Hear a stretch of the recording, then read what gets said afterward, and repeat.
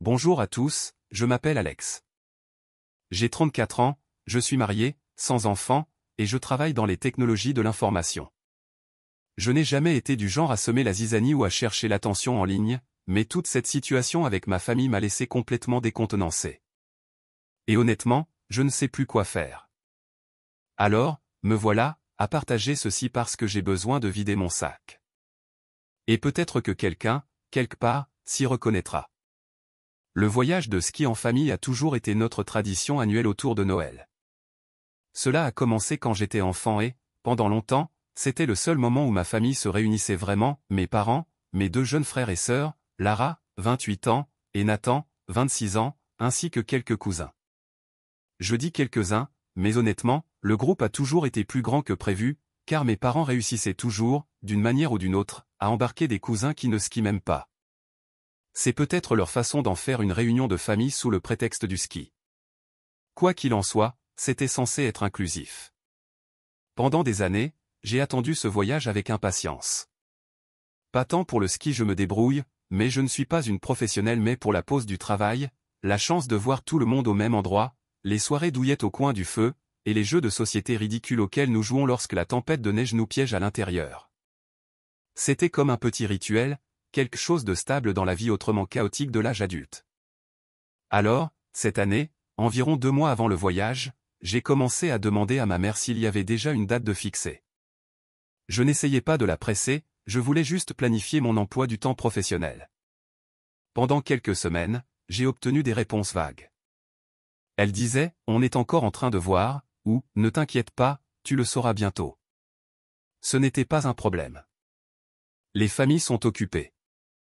Mais ensuite, la discussion de groupe pour le voyage a commencé à s'animer de messages, de dates, de plans de covoiturage, et de qui apporte quelle collation. J'ai attendu mon invitation, mais elle n'est jamais arrivée. Au début, j'ai pensé que ma mère ou mon père avaient peut-être simplement oublié de m'ajouter. Ça arrive, n'est-ce pas? J'ai donc envoyé un message désinvolte dans la discussion, « Salut, j'ai raté quelque chose? Je ne me vois pas sur l'invitation. » Rien. Aucune réponse. Puis, soudainement, j'ai reçu un texto de ma mère. Il disait, on s'est dit que tu préférerais travailler cette année. Je l'ai fixé pendant un long moment. Je ne travaillais pas cette semaine-là. Je n'avais mentionné aucun plan qui m'empêcherait de venir. J'ai ressenti ça comme une pique, une façon d'éviter de dire franchement que je n'étais pas invité. Je n'ai pas répondu. Je ne voulais pas entrer dans le jeu auquel il jouait, quel qu'il soit. Mais la blessure est restée tandis que les dates du voyage approchaient. Je me suis occupé avec le travail et des projets personnels, en essayant de chasser l'exclusion de mon esprit. Mais ensuite, les photos ont commencé à apparaître sur les réseaux sociaux, mes frères et sœurs souriant devant le chalet, mes cousins réunis autour du feu, mes parents riant et s'amusant tout cela sans moi. Ce qui a fait le plus mal? Voir des cousins qui ne skient pas, qui vivent à des heures de route, invités et inclus alors que j'étais laissé de côté. Ça semblait délibéré. J'ai continué à faire défiler. Chaque photo était un rappel que je n'étais pas la bienvenue. Puis, 3 jours après le début de leur voyage, j'ai reçu une notification de ma banque, un prélèvement important de la location du chalet pour toute la semaine. C'était sur ma carte de crédit. J'ai appelé ma mère immédiatement, confuse et contrariée. « Maman, pourquoi la location du chalet est-elle débitée sur ma carte ?» ai-je demandé. Elle a fait une pause, puis a dit, « Oh, c'était une erreur. On ne pensait pas que tu viendrais, alors on a utilisé ta carte. C'est plus simple comme ça. » Je n'ai rien dit sur le moment, mais à l'intérieur, je bouillais. Non seulement il m'avait exclu, mais il m'avait aussi rendu financièrement responsable de quelque chose dont je ne faisais pas partie. Le lendemain matin, j'ai appelé la société de location. J'ai expliqué la situation, leur ai dit que je devais annuler la réservation et demander un remboursement, puisque je n'avais jamais autorisé cela. L'agent a été compréhensif mais m'a prévenu que les annulations si proches de la date pourraient ne pas être entièrement remboursables. Je m'en fichais. Je devais essayer. Ce soir-là, mon téléphone a sonné. C'était mon père. Il était furieux, vraiment furieux. Je pouvais entendre la tension dans sa voix à travers le téléphone. « Alex, pourquoi as-tu annulé le chalet? Tu as gâché le voyage de tout le monde. » J'ai pris une profonde inspiration, en gardant ma voix calme. Je n'ai rien annulé pour tout le monde.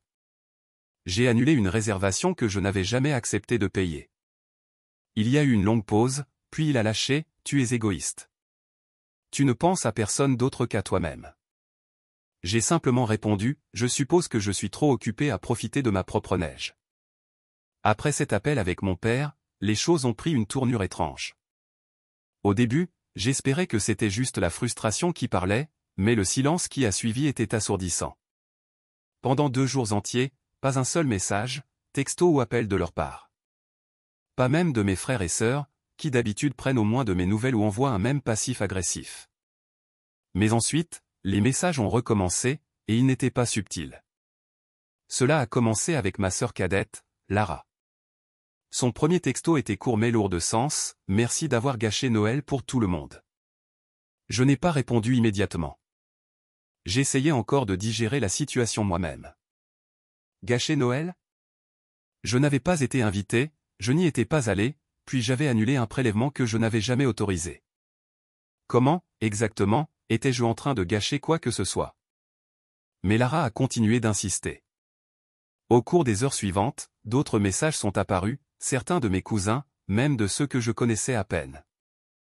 Ils peignaient tous le même tableau, j'étais égoïste, mesquine, la raison pour laquelle tout le voyage était tombé à l'eau. Un cousin, Marcus, qui vit dans un autre état et me parle rarement, a même dit, peut-être que l'année prochaine, tu y réfléchiras à 2 fois avant de gâcher les plans familiaux. Ce qui faisait le plus mal n'était pas les mots eux-mêmes, but la prise de conscience que personne ne demandait ma version des faits. L'histoire avait déjà été racontée sans moi, et j'en étais la méchante. Ce soir-là, j'ai essayé d'appeler ma mère. Elle a répondu à la 3e sonnerie, son ton froid et sec. « Alex, ça a assez duré ?» a-t-elle dit immédiatement. « Tu ne peux pas saboter quelque chose pour toute la famille juste parce que tu te sens laissé de côté. » J'ai ravalé mon envie de me disputer et j'ai gardé une voix posée. « Maman, je n'ai jamais voulu saboter quoi que ce soit. Vous m'avez intentionnellement laissé de côté, puis vous m'avez facturé le chalet sans me le dire. Comment suis-je censé accepter ça ?» Elle a soupiré lourdement. « Il ne s'agit pas de l'argent. Il s'agit de confiance. Tu l'as brisé en annulant le chalet. » Je n'ai rien brisé. J'ai corrigé une erreur. Tu fais de cette histoire une affaire plus grosse qu'elle ne l'est. Tu rends tout le monde malheureux. Après cet appel, je savais que ce n'était pas quelque chose que nous pourrions simplement régler. Il se passait quelque chose de plus profond, un changement dans la façon dont il me voyait, et ce n'était pas bon. La semaine suivante, j'ai commencé à remarquer des petites choses que je n'avais pas vues auparavant. Les messages de mon père et de mes frères et sœurs restaient sans réponse de ma part, et en quelques heures, ils étaient de retour dans la discussion de groupe, racontant comment Alex se comporte comme une enfant gâtée. Lara a commencé à publier des photos sur les réseaux sociaux, identifiant tout le monde du voyage mais m'omettant délibérément. Au travail, j'étais distraite et frustrée. J'ai essayé d'en parler à une amie proche, et elle m'a dit d'envisager que c'était peut-être juste la manière de ma famille de m'exclure volontairement, mais même à ce moment-là, je n'étais pas prête à y croire. Les familles se disputent. C'est normal, n'est-ce pas? Puis est arrivé le coup suivant. 2 semaines après le voyage annulé, j'ai reçu un colis inattendu par la poste. C'était un album photo du voyage, envoyé anonymement. C'était un de ces albums luxueux, reliés en cuir, avec des pages épaisses et brillantes. À l'intérieur, il y avait des photos de tout le monde souriant, skiant et passant un bon moment. Mais les dernières pages contenaient autre chose, des photos de réunions de famille de l'année écoulée avec de petites légendes écrites de la main de ma mère. Les légendes n'étaient pas tendres. L'une disait, l'attitude d'Alex continue de nous éloigner. Une autre, ne se soucie pas de la famille, seulement d'elle-même. J'étais stupéfaite. Ma propre mère avait écrit cela et me l'avait envoyé sans un mot. C'était passif-agressif et cruel, mais aussi une sorte d'invitation à une guerre silencieuse. À ce stade, je voulais des réponses. J'ai programmé un appel vidéo avec mon père, espérant apaiser les tensions, mais cette conversation a vite dérapé. « Je ne sais pas ce que tu attends de nous », a-t-il dit sèchement, sans aucune chaleur dans la voix. « Tu ne fais même plus d'efforts. Tu as manqué tous les dîners de famille le mois dernier. Tu as à peine rappelé. Que veux-tu? Une médaille? J'ai été prise au dépourvu, papa. J'ai essayé de rester à l'écart des drames, mais vous m'avez exclu, puis vous m'avez puni pour m'être défendu. C'est ta perception des choses, Alex. Mais nous devons penser à toute la famille. Ton comportement est égoïste. L'appel s'est terminé avec plus de silence que de résolution. Pendant ce temps, le comportement de Lara s'est aggravé. Elle a commencé à appeler des amis de la famille commun, racontant des histoires sur la façon dont Alex ne sait tout simplement pas gérer le fait d'être une adulte et que j'étais irrespectueuse envers la famille. Je l'ai découvert parce qu'un ami m'a appelé, inquiet, me demandant si j'allais bien. Le travail était mon refuge, mais même là, je commençais à sentir la pression. Je ne suis pas proche de mes collègues, donc je n'ai pas partagé ce qui se passait, mais j'étais irritable et distraite.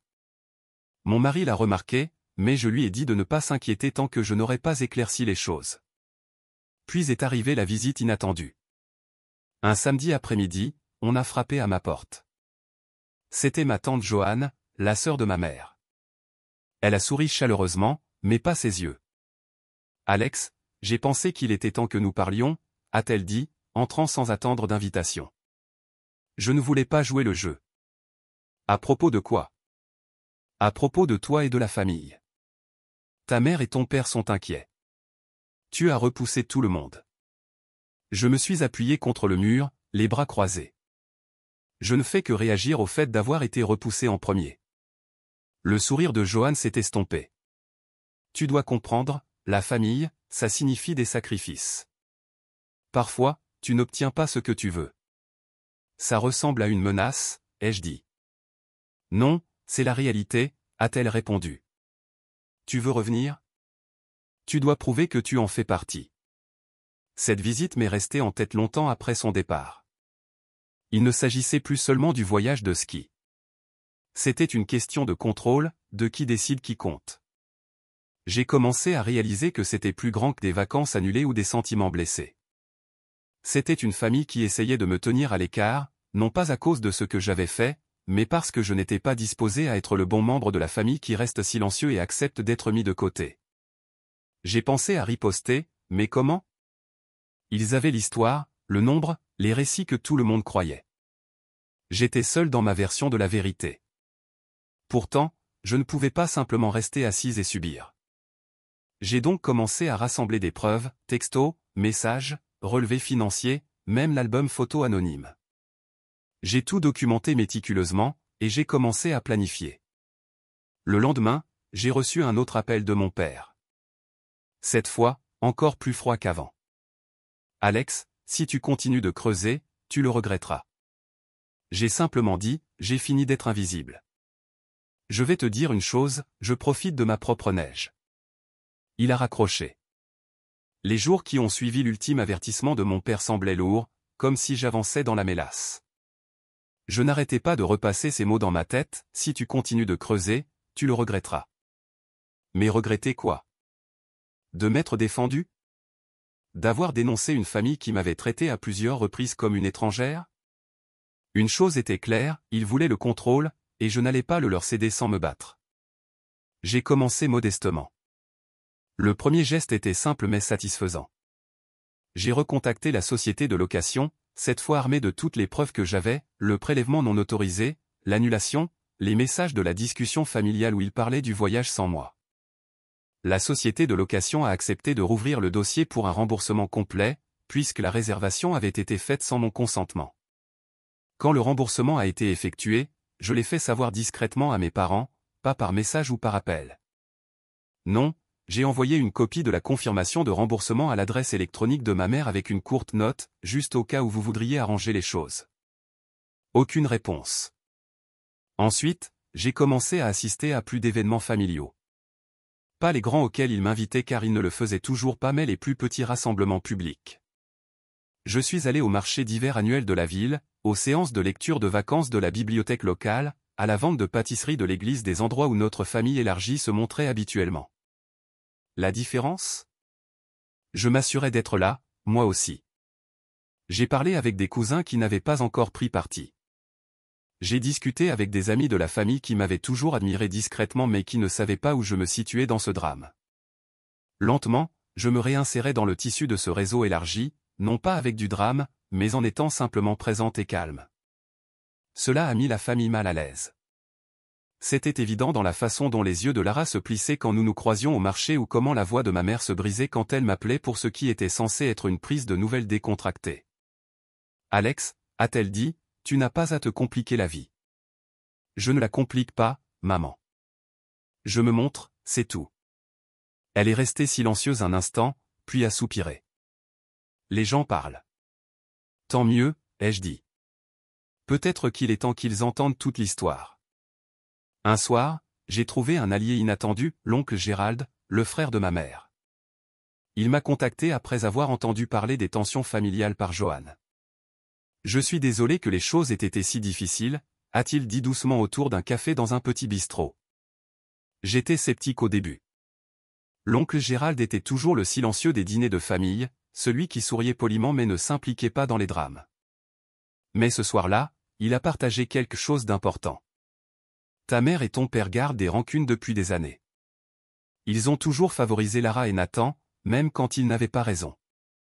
Je pense qu'ils t'ont vu comme le problème parce que tu ne voulais pas jouer leur jeu. Ces paroles étaient à la fois un soulagement et un avertissement. Encouragé par ce soutien, j'ai fait mon prochain pas, un bulletin d'information familiale. C'était subtil. J'ai créé un résumé simple et honnête des événements familiaux récents, pas des commérages, mais des faits. J'ai inclus des photos d'événements publics auxquels j'avais assisté, des petites réussites de mes frères et sœurs, et quelques rappels en douceur sur l'importance de l'inclusion et du respect. Rien d'accusateur, juste une invitation ouverte à mieux communiquer. Je l'ai envoyé par courriel à la liste de diffusion familiale, en prenant soin de ne viser personne en particulier. La réaction a été rapide et partagée. Certains cousins m'ont envoyé des messages pour me remercier d'avoir parlé, disant qu'ils se sentaient pris entre deux feux et ne voulaient pas prendre parti. D'autres ont répondu par un silence glacial. La réponse de Lara a été d'envoyer un texto de groupe me qualifiant de théâtrale et en quête d'attention. Mes parents n'ont pas répondu du tout. Pendant ce temps, l'aspect financier des choses commençait à se compliquer pour eux. Comme j'avais annulé la location du chalet et que je m'étais battu pour le remboursement, la famille a dû se démener pour trouver un nouvel endroit et le payer elle-même. On m'a rapporté que le nouveau chalet était plus petit et plus cher, et que l'atmosphère était tendue et inconfortable sans moi. Je ne vais pas prétendre que je n'étais pas satisfaite. Puis est arrivé un appel téléphonique surprenant de mon frère, Nathan. « Alex » a-t-il commencé avec hésitation, je ne suis pas d'accord avec la façon dont maman et papa ont géré ça. Je suis désolé que tu aies été laissé de côté. Ce n'étaient pas des excuses complètes, mais c'était une fissure dans le mur que je n'avais pas anticipée. Nous avons parlé pendant 1 heure, plus que nous ne l'avions fait depuis des années. Il a dit qu'il se sentait partagé entre la loyauté envers nos parents et ses propres doutes croissants. Cette conversation m'a donné l'espoir que la famille pourrait peut-être guérir, mais elle m'a aussi rappelé à quel point tout cela était enchevêtré. 1 semaine plus tard, mon téléphone a de nouveau vibré. Cette fois, c'était un message de groupe de la famille, chose qu'il n'avait pas faite depuis des mois. « Alex, nous nous réunissons pour discuter des fêtes. S'il te plaît, viens. » Le message était laconique et formel. Pas de chaleur, pas de véritable invitation, mais c'était une ouverture. J'ai répondu simplement, je serai là. La réunion a eu lieu dans un centre communautaire local, en terrain neutre. Je suis arrivé en avance, les nerfs à fleur de peau, mais déterminé. Mes parents sont arrivés en retard, et la tension dans la pièce était palpable. Lara et Nathan étaient assis de part et d'autre, leurs expressions gardées. Les cousins chuchotaient, observant attentivement. La conversation a commencé de manière guindée. Ma mère a parlé la première, clairement sur la défensive. Nous devons mettre ça derrière nous. La famille est fracturée depuis trop longtemps. J'ai hoché la tête. D'accord. Mais cela signifie être honnête sur ce qui s'est passé. Elle a secoué la tête. Alex, tu ne peux pas attendre de nous que nous acceptions un comportement qui blesse tout le monde. J'ai ravalé mon envie de répliquer vivement et j'ai dit à la place, je veux refaire partie de la famille. Mais cela signifie que tout le monde doit être inclus, pas seulement les personnes que vous choisissez. C'est là que les choses ont changé. Mon père s'est penché en avant, la voix basse et dure. Tu crois que c'est une démocratie? C'est notre famille, et nous prenons les décisions. Si tu veux revenir, tu dois respecter ça. J'ai regardé autour de moi. Je pouvais voir certains des cousins se tortiller mal à l'aise. Le sourire de Johan était crispé. Je ne respecte pas l'exclusion, et je ne respecte pas le fait d'être utilisé. La pièce était silencieuse. Puis Lara a parlé, d'une voix froide et tranchante. Tu n'es pas la victime ici. Tu as fait ton choix. Et c'est ainsi que la réunion s'est terminée. En rentrant chez moi, j'ai ressenti un étrange mélange d'épuisement et de soulagement. La famille n'était pas prête à changer. Ils étaient campés sur leur position, convaincus d'avoir raison, me dépeignant comme le problème. Mais j'avais clairement exposé ma position. Et je n'avais pas fini. J'ai réalisé que la seule façon d'avancer était de les manœuvrer discrètement, délibérément. Ils pensaient avoir toutes les cartes en main, mais j'apprenais à jouer le jeu selon mes propres termes. Ce soir-là, à la maison, je me suis assise et j'ai commencé à élaborer un plan. Non seulement pour me défendre, mais pour récupérer ce qu'ils avaient essayé de me prendre, ma place dans cette famille, ma dignité et la vérité. Et je n'allais pas m'arrêter tant qu'ils n'auraient pas compris que me laisser de côté était leur plus grande erreur. Après cette réunion tendue, la réalité s'est installée plus fermement que jamais. Ma famille n'allait pas changer d'avis ou m'ouvrir soudainement les bras. Ils avaient déjà pris leur décision, j'étais le problème, la coupable, l'ennemi de l'intérieur. Et cette prise de conscience aurait pu m'anéantir. Mais au lieu de cela, elle a allumé un feu silencieux. Je n'allais pas laisser leur récit être le dernier chapitre de mon histoire. Pendant les semaines qui ont suivi, j'ai délibérément gardé mon sang-froid. Je me suis présenté aux événements familiaux publics et rassemblements auxquels ils ne m'avaient pas officiellement invité mais où je savais que des gens seraient présents. Au festival d'hiver local, aux petites fêtes d'anniversaire, aux dîners communautaires, même aux rencontres informelles au café où mes cousins traînaient.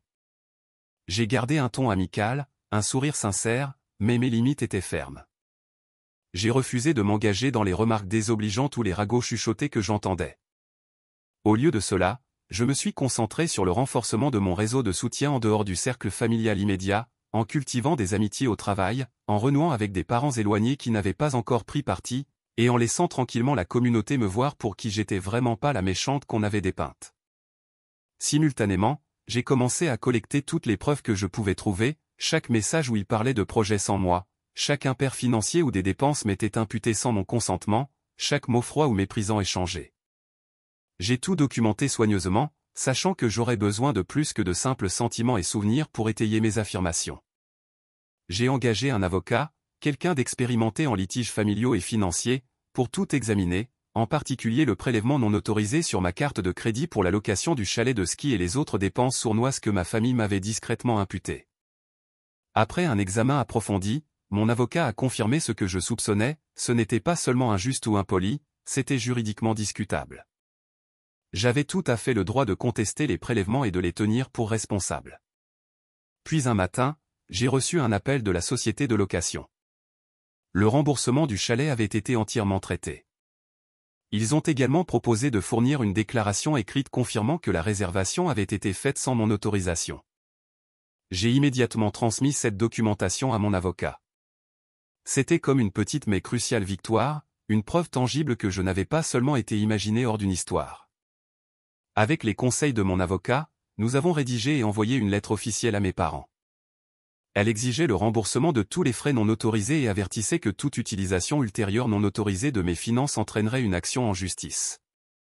La lettre était polie mais ferme, un avis officiel que je ne jouais plus leur jeu. Comme prévu, la réponse de la famille a été hostile. Ma mère a envoyé un texto de groupe m'accusant d'intimidation et d'essayer de ruiner la famille.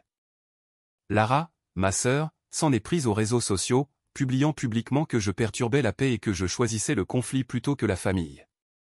Mon père a, comme on pouvait s'y attendre, menacé d'une action en justice si je ne reculais pas et n'abandonnais pas l'affaire. Mais cette fois, j'étais prête. Leurs attaques ne m'ont pas déstabilisé. Au contraire, elles ont renforcé ma détermination. Ensuite, j'ai adopté une approche plus subtile et stratégique.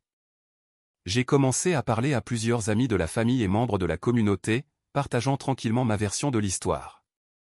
J'ai présenté mes preuves sans drame ni reproche, juste les faits exposés. J'ai expliqué la séquence des événements et l'exclusion que j'avais subie.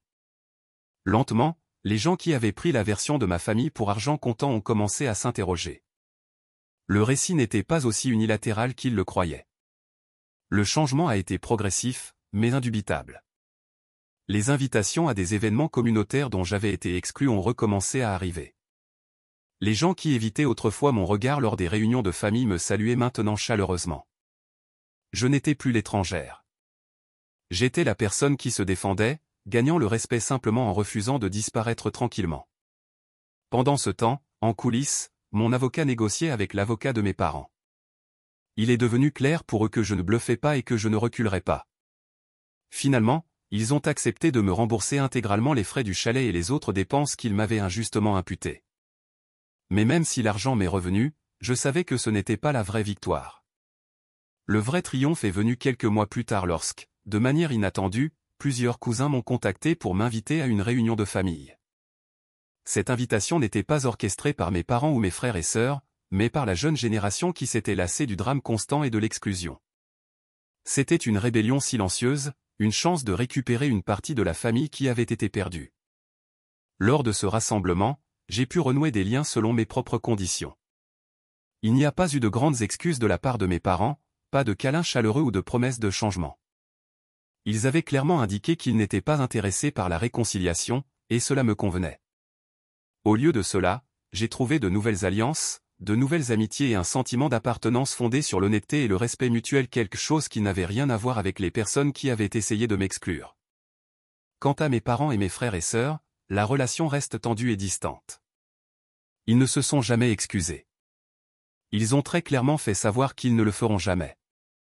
Ils continuent de vivre dans leur propre version de l'histoire familiale, une où je suis la méchante, la perturbatrice, le problème à gérer ou à ignorer. Mais je n'ai plus besoin de leur approbation. Je suis maintenant financièrement indépendante, émotionnellement plus forte que je ne l'ai jamais été. Et j'ai appris quelque chose d'inestimable, la famille n'est pas toujours une question de sang ou de tradition. C'est une question de respect, d'équité et de soutien. Quand ces choses ne sont pas là, parfois le choix le plus sain est de redéfinir ce que la famille signifie, selon ses propres termes. Mon histoire ne parle pas de pardon ou d'oubli. Elle parle de tenir tête au sentiment de droit, à l'exclusion et à la manipulation, et de reprendre sa place, même lorsque les personnes qui devraient vous aimer le plus essaient de vous mettre de côté. Et honnêtement, me laisser en dehors de ce voyage a été leur plus grande erreur, car cela m'a réveillé. Merci de m'avoir lu. Si jamais vous vous retrouvez mis de côté par vos proches, souvenez-vous de ceci, vous n'avez pas à rester sur la touche pour toujours. Parfois, la meilleure vengeance est simplement de reprendre son pouvoir. Partagez vos réflexions dans les commentaires. Si vous aimez cette histoire, n'oubliez pas d'aimer et de vous abonner pour plus de contenu comme celui-ci.